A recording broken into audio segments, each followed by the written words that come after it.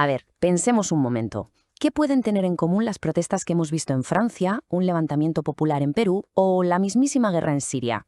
Bueno, podríamos llamarlos conflictos, disturbios, pero ¿son revoluciones? Hoy vamos a meternos de lleno en una idea bastante provocadora que nos hace replantearnos si de verdad existen revoluciones en el siglo XXI. Y esta es la pregunta del millón, la que nos plantea el material que vamos a analizar. Vivimos en un mundo que parece estar siempre en ebullición, ¿no? Vemos levantamientos masivos en las noticias constantemente. Pero, ¿son de verdad revoluciones en el sentido más clásico de la palabra? Ojo, que parece una simple cuestión de terminología, pero como vamos a ver, la etiqueta que usamos lo cambia absolutamente todo. Aquí es donde empieza lo interesante del argumento. El autor del texto que nos guía hoy detecta algo curioso. El mundo está hasta arriba de levantamientos populares, pero una gran parte del análisis político, sobre todo desde la izquierda, parece no querer verlos como lo que son. Es como si hubiera una desconexión total entre lo que pasa en la calle y lo que se dice en la teoría. Y claro, no estamos hablando de 4 protestas aisladas. El análisis se fija en procesos masivos que han puesto patas arriba países enteros. Hablamos de Nepal, de Yemen, de la Intifada palestina, de Siria, Ucrania e incluso de Francia o Perú. Son acontecimientos a una escala gigantesca que, sin embargo, muy a menudo, pues se les resta importancia o se les pone otra etiqueta. Y aquí está el quid de la cuestión. Según el texto, cuando se usan palabras como rebelión o protesta, lo que se hace es quitarles fuerza a estos movimientos, incluso cuando consiguen tumbar gobiernos. Así que no es solo una cuestión de semántica, no, es una verdadera batalla por definir qué es y qué no es una revolución. Vamos a desentrañar de dónde viene esta diferencia de etiquetas. Porque todo nace de 2 maneras completamente opuestas de analizar el mundo. Son como 2 gafas distintas que al mirar exactamente el mismo suceso ven cosas radicalmente diferentes. Hecho que se puede resumir así. Por un lado, tenemos la visión subjetivista. Esta pone todo el foco en las ideas, en el liderazgo. Su lógica es simple. Si no hay un partido revolucionario con una ideología clara al frente de todo, pues no es una revolución de verdad. Y por otro lado está la visión materialista. Esta dice que no, que una revolución es un proceso objetivo, una explosión de la lucha de clases que puede ocurrir perfectamente sin que haya un partido dirigiéndola. La palabra clave para la primera visión, la subjetivista, es el factor subjetivo. Este es el ingrediente que ellos consideran absolutamente indispensable: la organización, la conciencia ideológica, el partido que guía a las masas. Sin ese factor subjetivo, un estallido masivo como los que hemos visto en Perú o Francia, por muy grande que sea, se queda en eso, en un estallido. No es una revolución con mayúsculas. El autor del texto es muy crítico con esta postura. Vamos, no se corta un pelo.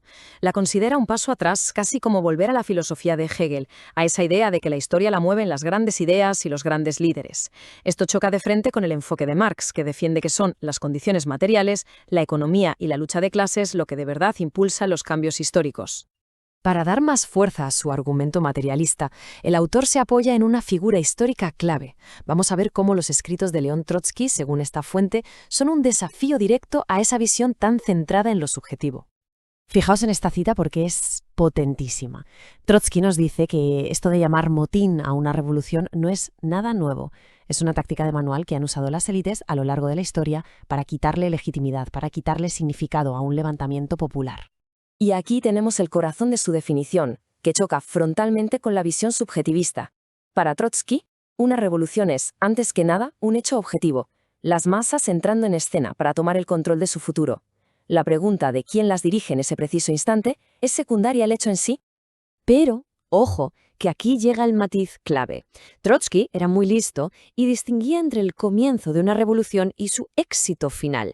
El levantamiento puede ser espontáneo, objetivo sí, pero para que esa revolución triunfe de verdad, para que no sea aplastada, es absolutamente imprescindible resolver el problema subjetivo, el del liderazgo.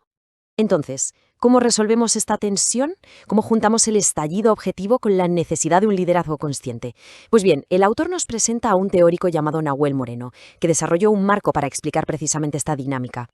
Moreno se encontró con un verdadero rompecabezas histórico. Había habido revoluciones gigantescas en el siglo XX, como la de China, la de Vietnam o la de Yugoslavia, que habían triunfado, pero no habían seguido el guión, no estaban lideradas por los partidos marxistas clásicos. ¿Cómo encajaba todo esto en la teoría? La respuesta, según Moreno, estaba ahí, a la vista de todos, en la propia Revolución Rusa. Él no la ve como un solo evento, sino como un proceso con etapas. Primero está febrero, un estallido espontáneo objetivo que tumba al zar. Luego viene un periodo de transición, de disputa de poder. Y finalmente llega octubre, la toma del poder consciente y organizada, liderada por un partido. Así que, para que quede claro, Moreno nos dibuja dos tipos de revolución. La de febrero, que es la revolución objetiva, espontánea, donde las masas actúan casi por instinto, y luego la de octubre, que es cuando esa acción se vuelve consciente, organizada y dirigida por un partido que sabe perfectamente lo que quiere. Y esta es la gran aportación teórica de Moreno. Los enormes levantamientos que vemos hoy por el mundo no serían revoluciones fallidas, serían revoluciones de febrero. Son el pistoletazo de salida, el inicio de un proceso que abre la puerta a construir ese liderazgo y, con suerte, llegar a un octubre. Vale, muy bien. Toda esta teoría es fascinante, pero ¿y esto para qué sirve hoy? ¿Por qué es tan importante esta distinción? Pues porque cambia por completo la estrategia política. Vamos a ver qué implicaciones prácticas saca el autor de todo este análisis. Según el autor, esta perspectiva lo cambia todo. En lugar de quedarse de brazos cruzados lamentando que no haya un partido, la tarea pasa a ser otra: intervenir en estas revoluciones de febrero que están ocurriendo. Se trata de entender sus límites, por supuesto, pero sobre todo de trabajar desde dentro para ayudar a forjar esa dirección consciente que pueda llevarlas a un octubre. En definitiva, la conclusión es una llamada a cambiar la mirada, a dejar de ver estos levantamientos gigantescos como simples protestas y empezar a reconocerlos por lo que son, el comienzo de una revolución. Para el autor, este es el primer paso, un paso indispensable para poder aspirar a un cambio social de verdad. Y cerramos con esta pregunta para la reflexión. Si empezamos a ver los levantamientos actuales no como fracasos, sino como el primer capítulo de una historia que todavía se está escribiendo, ¿cómo cambia eso nuestra forma de entender el mundo? Gracias por habernos acompañado.